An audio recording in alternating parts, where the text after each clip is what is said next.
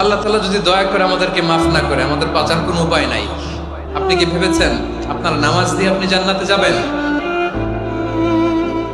আপনি তাহাজ্জুদ গুজার, সেজদা দিতে দিতে কপালে দাগ ফেলেছেন, এটা আপনারা জান্নাতে নেবে না। আপনি এলাকার সবচেয়ে বড় হাতেমতাই, দানশীল, এই দানের ভরসায় বসে আছেন।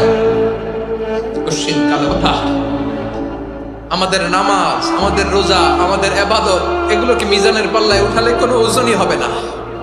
তবে আমাদের একটা কৌশল জানা আছে, আমরা আল্লাহর রহমতের ভিখারি। আমরা সেদিন আগেই গুনার স্বীকৃতি দিয়ে দেব।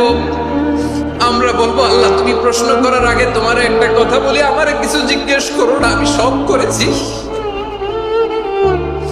এমন কোন পাপ নাই যে পাপ আমারে দিয়ে হয় নাই। তোমার রহমত দিয়ে তুমি জান্নাতে পাঠাবা, তোমার দয়ায় জান্নাতে যেতে চাই, আমল দিয়ে না। পারবেন বলতে?